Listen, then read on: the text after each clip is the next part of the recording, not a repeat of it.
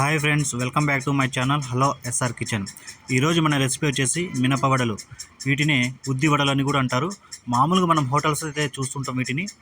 ఇడ్లీలో కానీ ఇడ్లీ వడ అంటారు కదా, ఆ ఇడ్లీలోకి దీనికి వచ్చి సైడ్ డిష్కి అయితే ఇస్తుంటారు.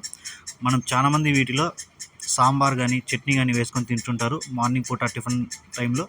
మనం కూడా టిఫిన్కైనా ఈవినింగ్ స్నాక్స్గా అయినా సైడ్ డిష్గా అయినా ఎలా అయినా రెడీ చేసుకోవచ్చు. ఈ మినపవడలు ఎలా చేయాలో రెడీ చూసేద్దాం రండి. ముందుగా మనం ఈ ఉద్దిపాలు అనేది ఒక 4 గంటల ముందే నానబెట్టి పెట్టుకోవాలి. ఒక 4 గంటలు ఇవి బాగా నానిన తర్వాత ఇవి తీసేసి ఒక పక్కన పెట్టుకుందాం. ఇవన్నీ ఒక గిన్నెలో వేసుకుని తర్వాత మనం ఒక మిక్సీ జార్లో కానీ లేదా గ్రైండర్లో కానీ వీటిని పేస్ట్ లాగా రెడీ చేసుకోవాలి. అంటే మనం మామూలుగా బోండాలు ఎలా వేస్తామో అలా అయితే దీన్ని రుబ్బుకోవాలి. నేనైతే ఇంట్లో మిక్సీలోనే అయితే రెడీ చేసేసాను. మీకు పెద్ద మిక్సీ అయితే ఇంట్లోనే రెడీ చేసుకోవచ్చు. మనకు కొద్దిగానే కాబట్టి మిక్సీలో అయితే సరిపోతుంది.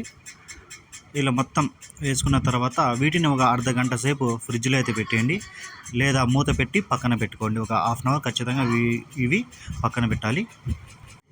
ఒక హాఫ్ అన్ అవర్ తర్వాత మనం వీటిలో చిన్నగా కట్ చేసుకున్న మిరపకాయలు, అలాగే ఉల్లిపాయ, కొద్దిగా కరివేపాకు, అలాగే రుచికి సరిపోయేంత సాల్టు, కొద్దిగా సోడా పొడి వేసుకుందాం. ఇవన్నీ వేసుకొని బాగా కలుపుకోవాలి.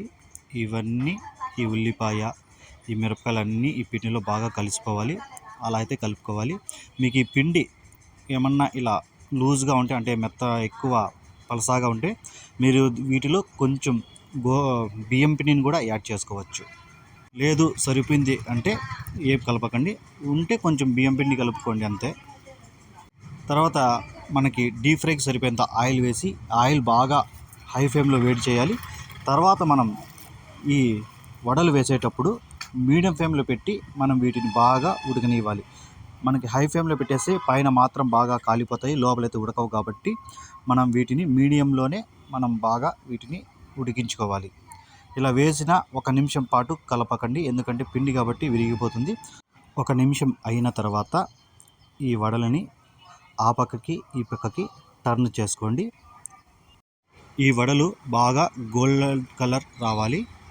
ఒక 3-4 నిమిషాలు అయితే పడుతుంది, మనకి పర్లేదు. మనకి మీడియంలోనే గోల్డెన్ కలర్ వచ్చేంత వరకు మనం వీటిని కుక్ చేసుకుందాం.